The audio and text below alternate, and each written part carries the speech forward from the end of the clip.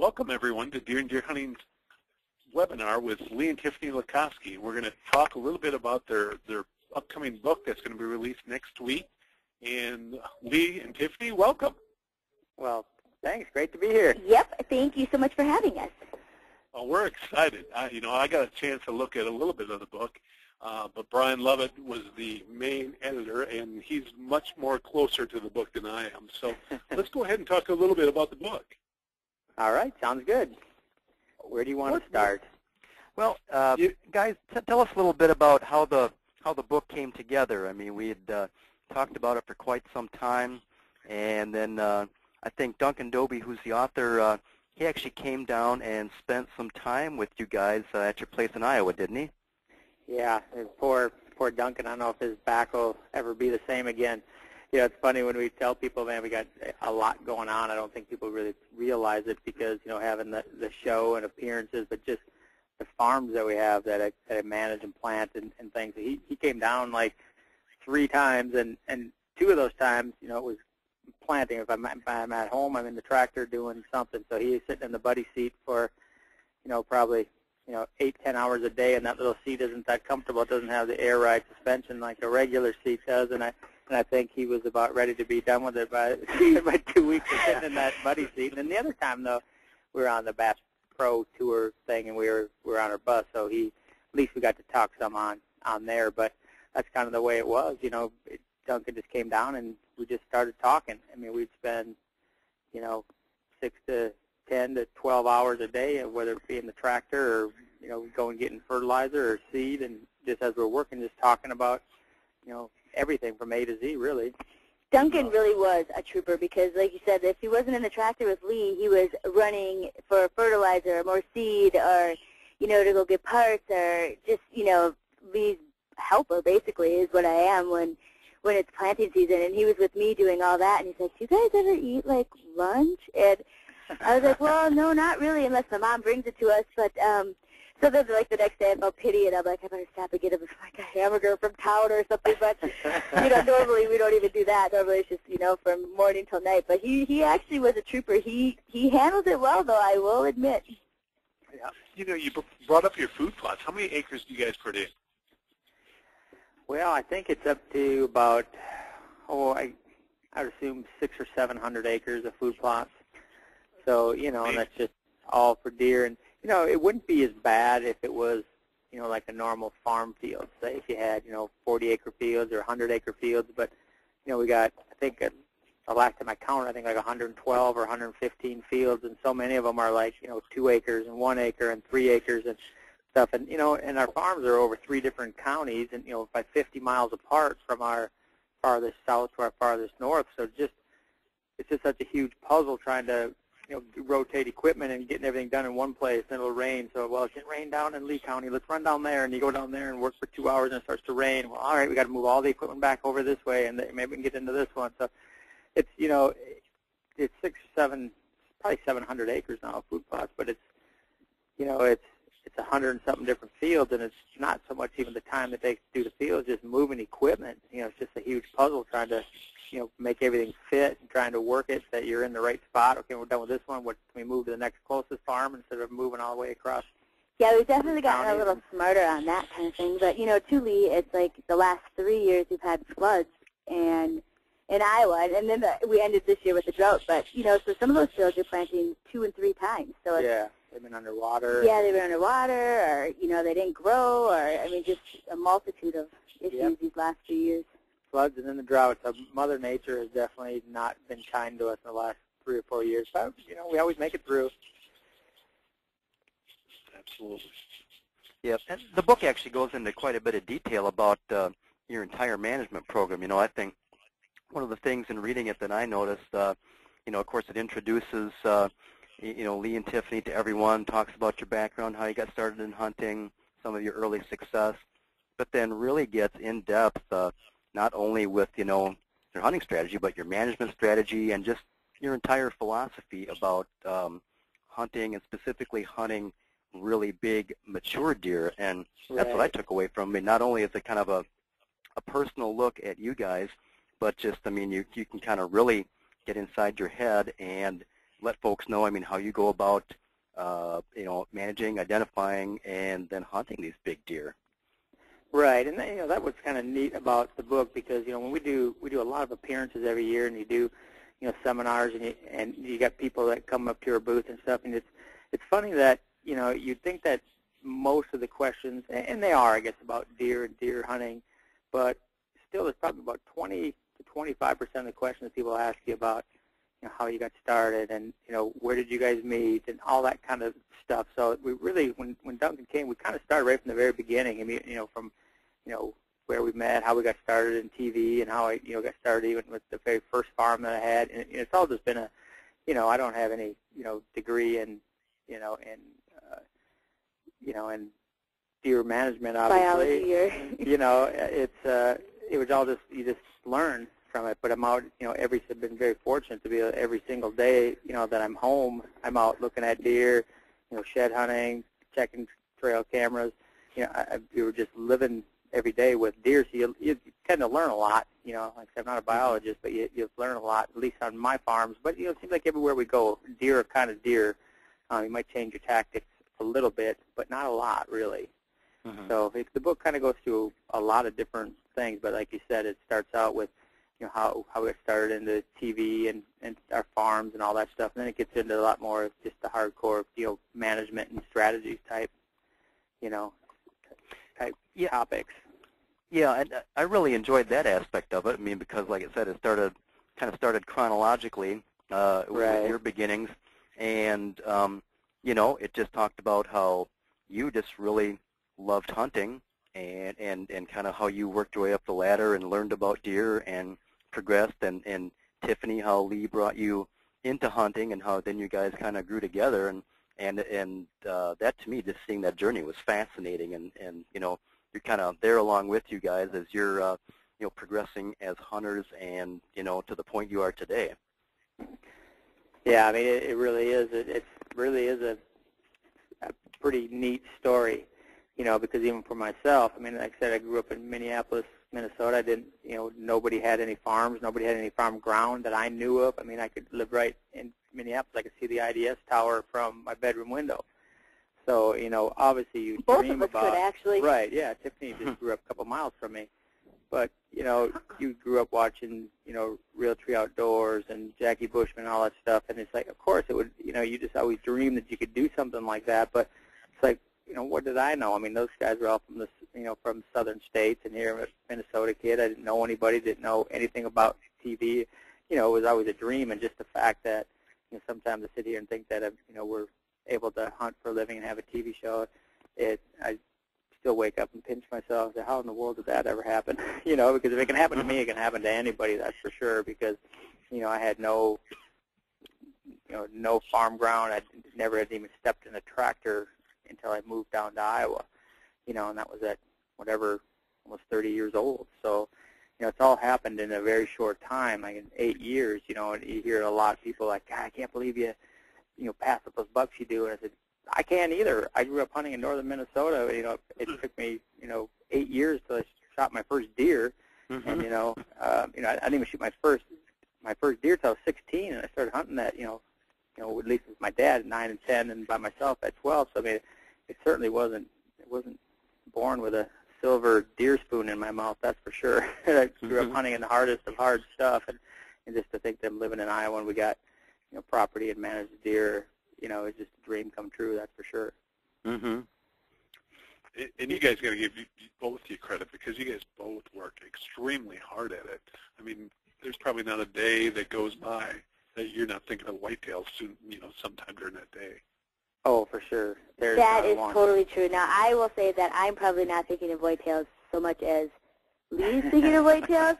But see, that was always kind of the funny thing about everything, because it's like, I mean, I never even hunted before I started dating Lee, and I just always wanted to be with him, so I'd be willing to do anything. But now some days I'm like, seriously, I don't want to run a tractor for 16 hours a day. I'm like, can I have a day off sometime during this year? He's like, no, get back to work. So he's got me now accustomed to, just the same work schedule and ethic as he did. And I mean, obviously I used to be a flight attendant with, 17 days off a month, and now I'm like, I don't think I've had a day off away you for a don't while. get 17 days off in 2 years. Yeah, no, but it's funny because it's all such a labor of love, though. It's like now I can't even imagine. It's like I finally started running a tractor last year, and I absolutely love it. So now I'm like officially in charge of all the lanes and all of our clover, and I don't know, I might gravitate to disking this next year and maybe even planting a field. So I'm just as anal as he is now that I've actually started to do it. It's like I absolutely love it. I'm totally a tractor fiend now, so.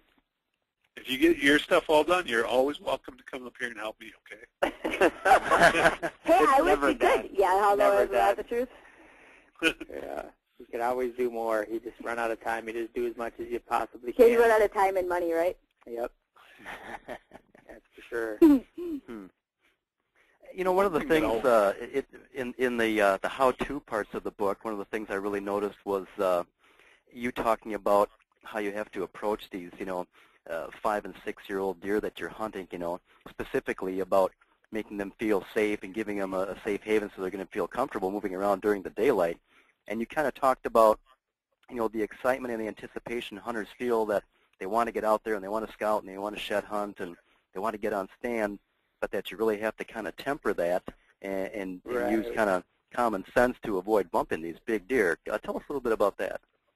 Well, I mean, that is the key to shooting an old deer. I mean, sure, you can walk out in the woods anytime, sit down and have one come out, but if you want to do it consistently, you really got to have a strategy plan for it. And the biggest thing is obviously low pressure. That's why I've got 10 or 12 different farms, and even this year, even leased some from some friends of ours, just so I have some extra places, because I'm just a deer nut like anybody else. When you got a weekend off, you're going to be out hunting. I mean, that's what you want to do, and it's better to have a bunch of different small pieces than one big one, because if you start, even if you have one, I had a 3,000 acre piece, and if you go check cameras, every day and go check your fields every day throughout the summer, and then you hunt them every day and stuff. Even if you're going to different spots on that farm, you're still driving through it, and there's just always constant pressure on that. Mm-hmm. So you're much better off having a bunch of different smaller pieces that for me, like I can go get my deer fix every day. I can go check a camera someplace and go check a food plot someplace and stuff every day in the off season and not put too much pressure on it. But then when it comes to hunting, is the same exact thing, And one thing that it may sound strange to people, because I've had a lot of people come up to me and say, "Man, is there anything like next to you, like a farm next to yours that I could buy, we could manage? Because I'd like to get a group of people managing." And to me, for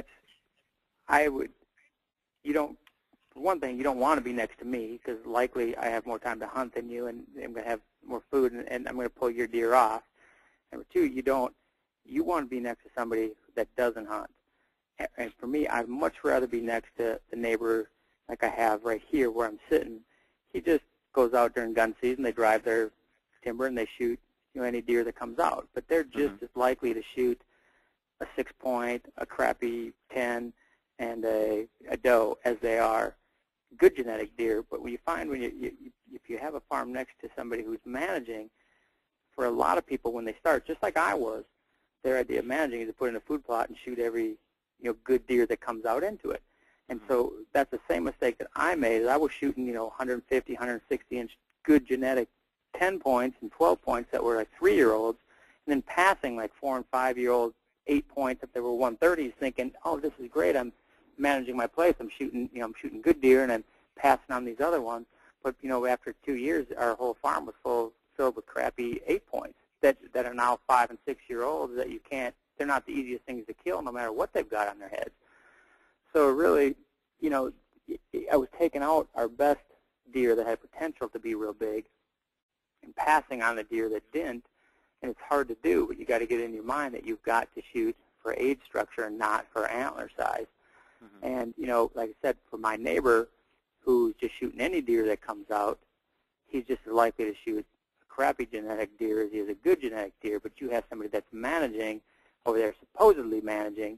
They're shooting all the younger deer that are, your 160s and sometimes even 170 3-year-olds, because they're the easiest deer in the woods to shoot. Right now, like a 2- and 3-year-old, I can hit the rattling antlers together, and they come running in. They're on their feet. They're chasing does. They're doing all that stuff. They're the easiest deer to kill right now are like 2- and 3-year-olds, and that's that's the age that most of them get shot at. But now if they can make it past that to 4 and 5, now they're a totally different animal. You're not going to see them up on their feet all day running and chasing does. You're not rattling them in. You're not grunting them in. So, you really changed my idea of what I look for, even when I look for farms. It's like I'd rather have a guy that just, goes out during gun season and shoots everything they see than somebody who's so-called managing, unless they're at the same level that you're at. I mean, it would certainly help having a bunch of people together managing if you want to get more bucks and better class bucks. But if you're looking for the very top, it's like how many we passed on a number of deer that were 4 years old that were 170s, and Tiffany has passed on quite a few of those kind of deer that were in the middle 170s as 3 and 4 year olds, and then unfortunately for her, she hasn't been able to clean up on them the next year. Like our buddy Tom shot one went from like a 175, 12 point to a 210. My buddy Tom shot him the next year, and then we had one called Candlestick, or Can Opener, which she passed him, and then we never saw him again. But those are just the risks you have to take. You have to be willing to, there's very few people that can, see a 175-inch deer out in front of them and not pick up their bow because they say, well, it's too young. So it takes a long time to get to that point. It's been 8 years now for me, and it's I don't know if I'm at that point, but usually Lee's running the camera. He's like, you're not shooting that buck. I'm like, what? I was trying to hear that. It's 2 months into the season. See, those are all the things that just are different about trying to shoot a 5 or 6 year old deer. It's just that discipline to pass, your good genetic deer when they're younger, and that's a darn tough thing to do, but it just takes a while. But it's just once you've shot something, okay, now you just kind of strive to shoot something bigger and something bigger and something bigger. But like for me, it's like we get to hunt a lot, and I got a lot of places to hunt. But if I was it was 8 years ago when I had, a couple weekends here and there, there's no way, I don't care if it's a 130, I'm not passing it up.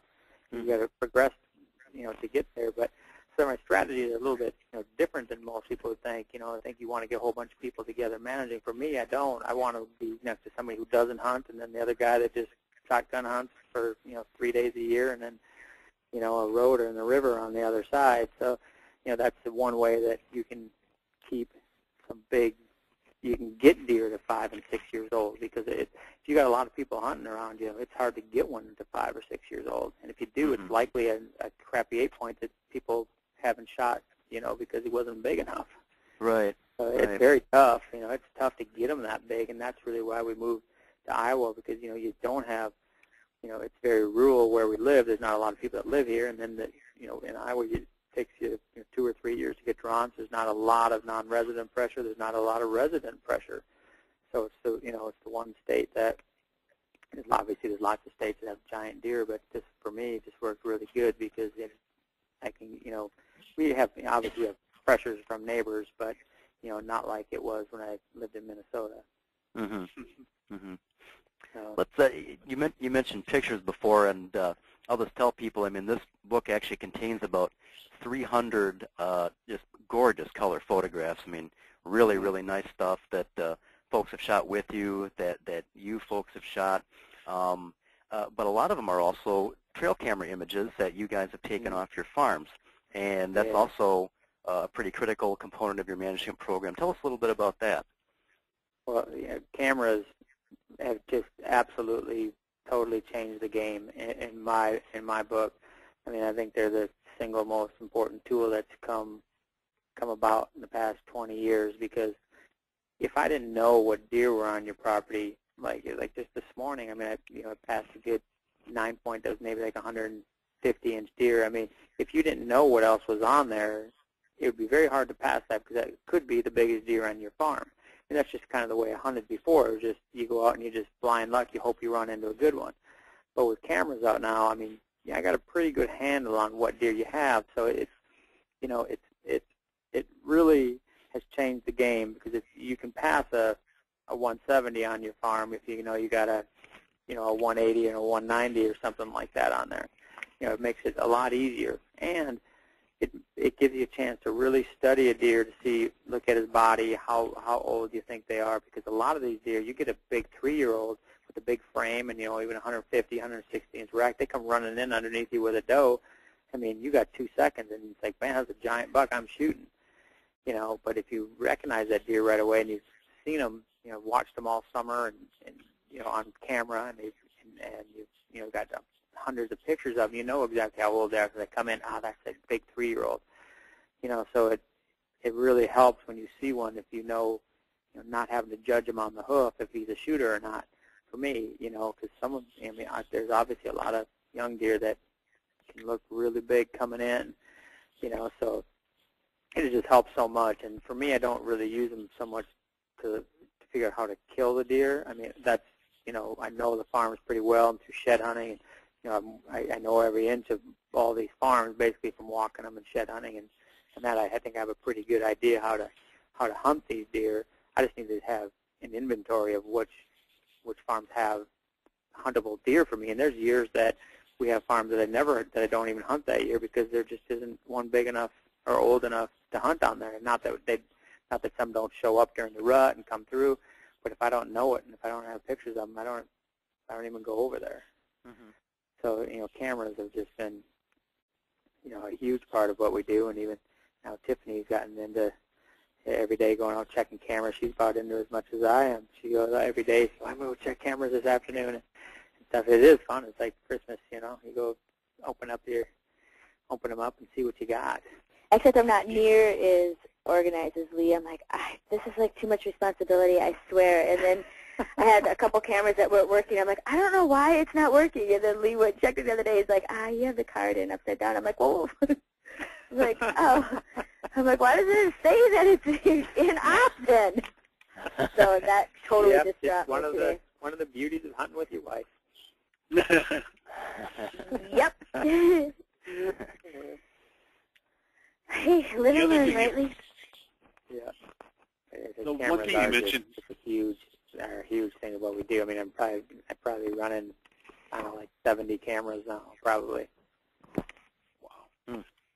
The other thing, Lee, you know, you just mentioned the shed antlers, and that, I mean, how big of a part is that in your strategy? Well, you know, it's, I mean, number one, it's fun. It's something for you to do, and you go out, and I love, I mean, ever since I was a kid, I've just been infatuated with deer and antlers and everything. If you come around my house, you realize that I'm sitting in my living room now, and I'm looking at probably 1,000 of them just from where I can sit and look at. But, you know, and plus we got our dog Tank, who's a shed hunting dog, and he just made that so much more fun as well. Just like, you know, if you go, you know, most all the upland bird hunters and duck hunters will, you know what it's like having a dog. I mean, that's most of the fun of pheasant hunters, watching your dog work. It's just as fun as the hunt itself, and it's kind of the same thing for me, watching your dog work and picking up antlers and finding them. But, you know, it's not just that it's fun to do. It still continues hunting season for me. I mean, hunting season never ends. This is the part where I'm actually hunting, but as soon as I'm done, you know, on January 10th, and I start shed hunting, and then you go into planting season, and then, you know, all that stuff. I mean, every aspect of it is all hunting to me. But, you know, it is, you know, a lot of the bucks that you know, you watched all year and you passed. It's nice to physically have their antler in your hand, so you know exactly what they score and what, you know, were you right on, were they bigger, smaller, whatever. But also just, you know, kind of where you find them a lot of times is, you know, is where they're bedding. And it can change a lot, obviously, from January and February, March until, you know, up until October when you start hunting them again. But really, like Gnarls Barkley, the buck I shot, I found, you know, 4 antlers off of him, all on a 40-acre piece. So you kind of got an idea of where he's spending a lot of his time. You know, and it's nice to know for sure which ones made it through the season. And you find a shed, you know he's alive. At least then he's made it through to another, you know, to another year. So, you know, it's a huge part of it. I just, you know, I love having them. A lot of times when you shoot deer, you've got 2 and 3 years worth of antlers, and you can just, you know, look and see how much progression they made over the years, and you know, some of them really shoot up, and some don't change a lot. But you just, you know, it's just neat to have them, and you can, you know, not even as much as having the antlers, but just what I learned walking in the woods at that time of year, because everything's laid out just like it is right now while I'm hunting. You know, you see the scrapes, you see the rubs, and I don't go into the timber at all. You know, I I go to get to our stands and get out. I mean, every stand. I mean, our one farm where Tiffany was hunting tonight, we've had this our 4th year, and this is the first year I've even put stands in the timber because I just didn't know it well enough yet. I'm not going to bump any of those deer out. We just hunt on the fields, on the edges, and then when I think I know it well enough where they're bedding and what they're doing, then I'll go in the timber occasionally, to hunt. But most of my farms I've had for a while, I know how to get in and out. I know, I have a good idea how I can get in and out without spooking anything. So like I said, that farm that she was hunting tonight, this is the 4th year, and it's the first year that got stands in the timber because I think I found, I think I know it well enough now to know where they're bedding and where they're going and how I can get in and out without spooking anything. But that's how important it is to me to, if you want to shoot, a 5 or 6 year old buck, that any kind of, intrusion on there, you just go busting in the timber every day, you're not going to see them. And worse yet, you bump them out of your, deer that's been living on you, you bump it onto your neighbors or something. So it's very, that's a very crucial time of year. It's the only time I really go in the timber is during the shed season, and that's when I really learn everything. We got probably, I think we got over 500 stands up right now, but, not that you don't miss something, so this is like this January, February, March when I'm shed hunting, I'll see, would I miss something? Is there, some big rub someplace and shed that I find off a deer? Did he move off of this ridge where I thought he was bedding? Do I think he's over here now? Do I need to move a stand over there?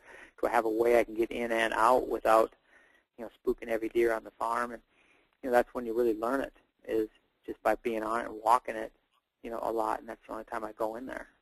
So it's really important, it's nice having the sheds and the horns off all those, but it is the time that you learn your farms too.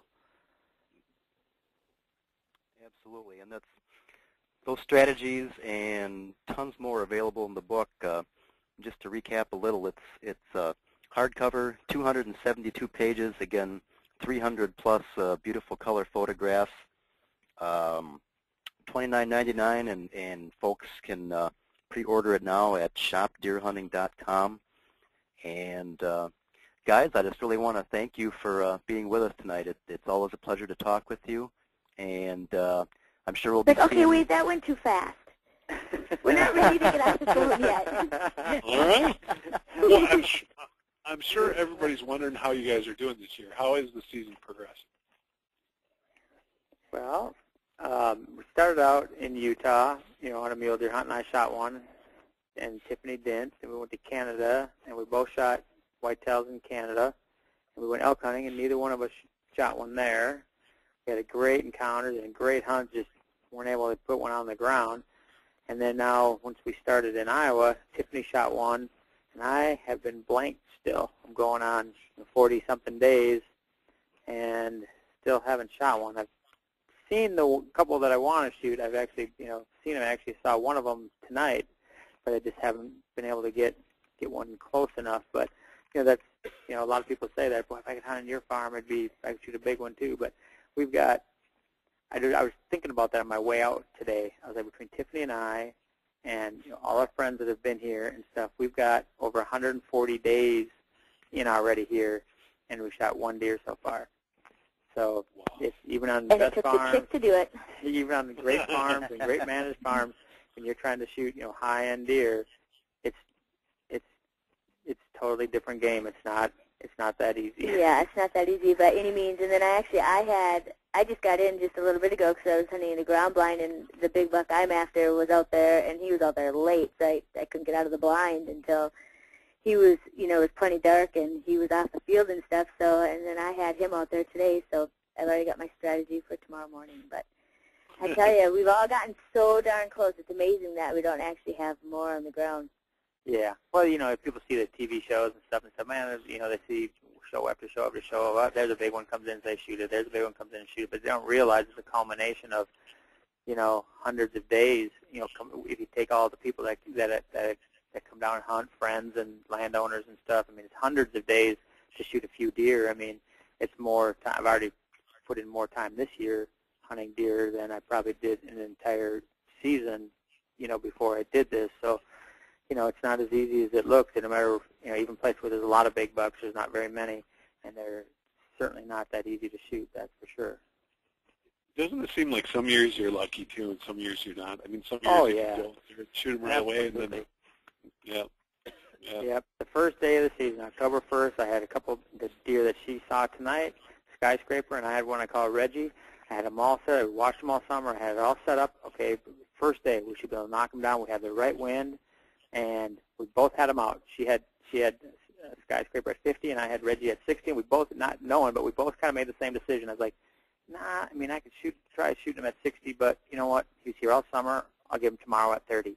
And then the wind changed. We couldn't hunt either one of those stands for that, and everything went to southeast and for a couple of days. Then it got to like 90 degrees, and then they just totally changed their patterns. And so we had them pegged the first day, and sometimes it could have very easily worked that each one of those deer walked another 20 yards close, and we both, boom, Skyscraper and Reggie could have been down the first day. And so, well, that was easy. But then, now you're looking at day, we're hunting on day 40 right now, and we still haven't gotten them. So it can be super simple or it can be impossible, but that's what makes deer hunting so phenomenal. It's the failures that make the successes so much more exciting when you do connect. I agree. That's why we all love it. Mm-hmm. Hey, Brian, there's a couple other questions, and I don't have access. My computer was down. Do you want to throw out a few of the questions that some of the people asked on Facebook, too? Yeah, and I don't have them right in front of me now either. Ben, do you have the questions in front of you? He's probably on. Ben's not on. All right. We bored him enough. He doesn't hear. Yeah, I actually do have some of the questions, Lee and Tiffany. I'm the online editor with Deer and Deer Hunting, so I'm on the Facebook quite a bit. Number one question that we got over and over again, how can I go on a hunt with Lee and Tiffany? Well, that's very simple, actually, but not on our place. Because, like, on our place, I mean, obviously we'd love to have, be able to hunt with everybody, but, I own a lot of these farms with partners, and you see I'm just not at liberty to say, hey, I'm bringing, a bunch of people down here. But, we, like last year, off of our road crew, we picked a person to come and hunt with us. And, and Big Ernie, he... From Wisconsin. Yep, he missed 2 deer. But at the same time... And shot a tree. Yeah. But, we were thinking about it. And I talked to Ernie at the Dell show this past year after that, too, and it was like, deer hunting, it's not the funnest time to come down here and hunt. I mean, if you want to hunt deer, it's one thing. But, if people want to hunt with Tiffany and I mean, we're up at 4 in the morning. You hunt all day. You get up. You're out of the stand. At dark. You come home and are running around trying to even moving blinds or cutting corn or doing something at night. And they're we're always going. And we hardly even got a chance to visit with Ernie. And it's like deer hunting time is not a good time to visit with people. So I said, let's to go on a bear hunt or something like that. So we're going to take somebody like on a bear hunt because there you're not in the evenings, you just go hunt in the evenings. You have all day to shoot your bows and talk, and that's kind of, even turkey hunts and stuff that, you might go out in the morning for a few hours, but it's just so hectic for us around here, like during deer season, that when Ernie was here, I bet you we didn't see him for 10 minutes. So, people are like one hunt a year, and I think we'll probably do a bear hunt or something next year for some off our road crew, but, we go to a lot of different outfitters through the month of August and September. So we have it up on our website where we're going, and it would be great to have people. They can book them at the same times that we do, and we'd love to hunt with other people. That's some of our funnest times. And we go to hunt an outfitter, and you got a couple some other guys in camp, and we always have such a good time. But here in Iowa, I have partners and all this, and I really can't. I can bring some of my friends and stuff are okay, but, we were going to have somebody, just draw somebody and hunt with us every year, but it turns out, you don't really get to talk to them, and it's not, it's not the best time because we're just going, bell to bell, and you never really get a chance to visit with them or talk with them or anything. So, I think the best way is you go for other ones. Go ahead. Sorry. Oh, well, you brought up an interesting point there. Lee, about living in Columbia Heights not being exactly deer territory. I'm from Anoka County, actually. So I know hear that all Minnesota about Columbia accent. Heights. What's that? Oh, I said I hear that Minnesota accent. I thought I covered that up real well. I don't know. But anyway, Columbia Heights, yeah, it's basically Minneapolis. You can see the IDS Tower, you can see downtown. Not really deer hunting central. Readers wanted to know, how did you get into hunting given where you grew up and where you were at the time? Well, that was, I'd always been, my parents grew up in northern Minnesota, up on the Iron Range, so that's where I spent all summers and weekends. Ending up there, that's where almost all my relatives lived up there.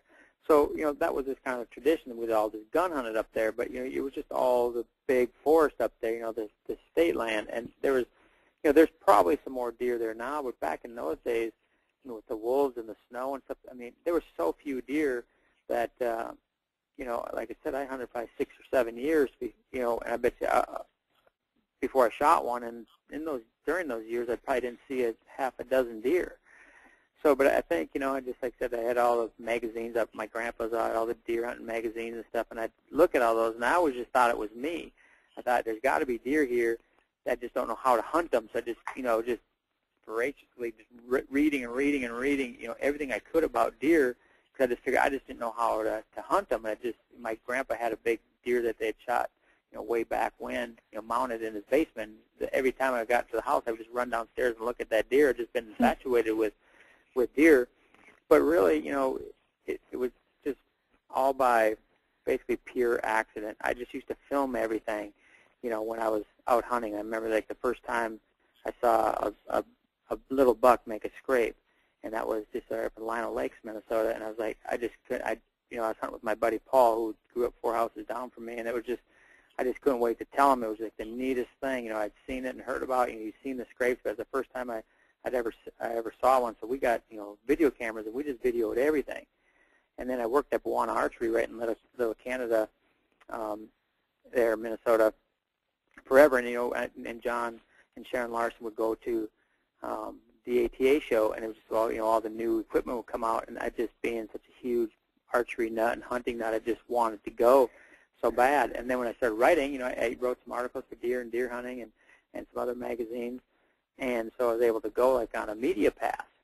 And that's when it really changed for us, because when Tiffany and I went to the ATA show the first time, we met, Bill Jordan and David Blanton and Mark and Terry Drury and Jay and Tammy Gregory and Don and Candy Kiske and everyone, and Michael Waddell, and we're all kind of the same age, and we all just kind of hung out at night. And it really was like Waddell, who was kind of our same age, and we just kind of hit it off as buddies, and I had just bought in our first farm that we bought wasn't in Iowa. Our first place that we still have is in Kansas. And he said, "Are there any turkeys down there?" And I said, "Yeah." He said, "Let's go shoot some turkeys," because, in Minnesota there's turkeys now, but there wasn't when I was a kid growing up. And so that was the first time I ever even hunted turkeys. So we went down there and shot turkeys. Of course, Michael at that time was just he was a cameraman for Reel 3, but there was no road trips or bone collector or anything like that. Of course, I just knew him from the Monster Bucks videos, and so we saw how they videoed turkey stuff and cutaways and all that. And then Michael was like, I met David, and they're like, "Hey, why don't you try, shoot some deer on video?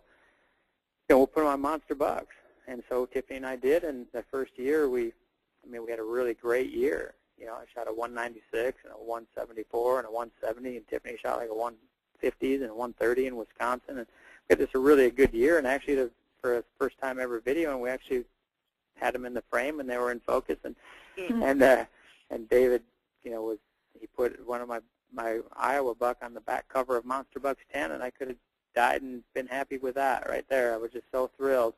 And then it just, every year we kept, doing stuff with, videos for Drury's and Kiskes and Reel 3, and, and just before a few years later, Scentlock called and said, "Hey, we'd like to, wonder if you were interested in, hosting a TV show for us." And here we are. So kind of by total accident, by us basically just going to the ATA show and just meeting some of those people, that's how it happened. So a similar story with you, Tiffany, except that we got you more into hunting, or were you always scouting deer land from up there as a flight attendant for Northwest? Nope, I don't think I ever scouted any deer land when I was up as a flight attendant. But, you know, I did grow up going up to the cabin, you know, with my parents all the time up in northern Minnesota, and so I was always like an outdoorsy person. And so after Lee and I started to date, I said, actually, I don't think to this day we've ever even been on a real date. Even back in the day when we were just starting to date, he's like, do you want to go shed hunting? And I was like, sure. And I remember coming home to my mom, and she's like, you're going what? And I'm like, shed hunting. She's like, what's that? I'm like, I don't know, but he says that these deer lose their antlers, but I don't know anything about it, you know. And I remember for like weeks on end going out with him in like North Oaks, and we never found one horn. And I remember going, oh, come on, do these things really lose their horns? Because we have walked and walked and walked and walked, and we have never even found one. But, of course, back in the day when you're in love, you're willing to do anything. And we just had so much fun out there, though, and to this day we never did find a horn in North Oaks, Minnesota, though. But and then, you know, I mean, it really was just something that we did when we just started dating. It's like all of our best memories were when we started to get to know each other when we were heading down to Kansas. And back in those days, I just used to run a camera for him. I didn't even hunt, you know. I just used to like sitting out in the tree stand and stuff. And so, I mean, really, it's always been pretty easygoing. He's like, do you want to go try this? I'm like, sure, I'll try it at least once. You know, you never know, I might like it. And so I've always just enjoyed just being with him, and then realized how much I actually enjoyed hunting once we kind of got into it. And actually, though, I started out just shooting with him all the time when he used to work up at the archery shop. I started going up there just to hang out with him, just so I could see him while I was finishing college. So he always laughed because it was either to go hang out in, you know, calculus class or go to the archery shop. So I chose the archery shop. And, you know, when I got my first bow, I just absolutely loved it. And, you know, went from there. We used to shoot 3D tournaments together and leagues, and just really had a lot of fun doing that. And then it kind of just escalated to hunting. And then we both had, like, the perfect job to do all this stuff together, because as a flight attendant, I had all the time off in the world, and we flew for free. And then he actually, as an engineer, made enough money that he could help support all of the places that we went to. And like I said, I flew for free, and I would run a camera for him and just hang out there with him. So, nope, he created me what I am now, definitely. Do you guys have time for one more reader question? Sure. Sure. They would like to know who comes up with the cool names that you call your bucks. I guess an example would be Gnarls Barkley. Well, you know, it depends, because I came up with Gnarls Barkley. Now, you know, you don't know where they come from. It's a lot of times you just pick up a shed antler and you go, that's a gnarly old thing, you know, and then you just kind of go from there. But it's funny because I've named some, Tiffany's named some, our cameramen. Sometimes I'm hunting a big deer right now. He's probably, you know, he's a 220 to 230, and we call him Taser, but that was our cameraman Nate, you know, came up with that because it is just, you know, we've been following him for 3 years, and this is these 5 this year, so he's fair game to go hunt. And he was just a couple of years back, he just looked like off his 2, he had this goofy fork that kind of looked like a Taser gun. And he said, man, he started calling him Taser. So it's just kind of whoever, sometimes it's me, sometimes it's Tiffany, sometimes it's our cameraman, and it's just kind of the first thing that pops into your mind. You know, a lot of the big clean ones are, you know, it's hard to come up with names of them. I got, okay, there's my favorite 10, there's my favorite 10 number 2, and there's my favorite 10 number 3. I know, I remember one year I had, like, the Adasaurus, the Dinosaurus, and the Tenosaurus, you know, and they're like, you cannot use the Saurus name. I'm like, I totally can. I'm hunting that field, and I saw those deer, so I can name them whatever I'd like. But that was, like, a big joke there for a while. Yeah, because, you know, it's nice. It's nice that you've got, you know, quite a few deer that, you know, that you want to hunt. So, you know, you almost got to name them something just so you can, you know, you can talk to you know, each other and, you know, all the people that are cameramen, and you know, it's everybody that works down here for us up so you can tell them apart. You know, you know, normally we have, you know, 10 to 15, you know, good bucks that we'd probably shoot in a year. So to tell them apart, you got to come up with names for them. But it's kind of the first thing that pops into your mind, you know. Cool. Well, I'll hand it back over to Brad and Brian here, maybe to close this out. All right. Well, guys, thanks again very much. Hunting Mature Whitetails the Lakosky way with Lee and Tiffany. Guys, we sure appreciate you being here. good luck the rest of the season. We hope to see some more pictures of more big deer yet from this year. So. Well, us too. Thank you so much for having us on tonight, you guys. We appreciate it, and good luck to all of you guys, too. Yes, thank you guys so much. Thank you, guys. All right. Bye, guys.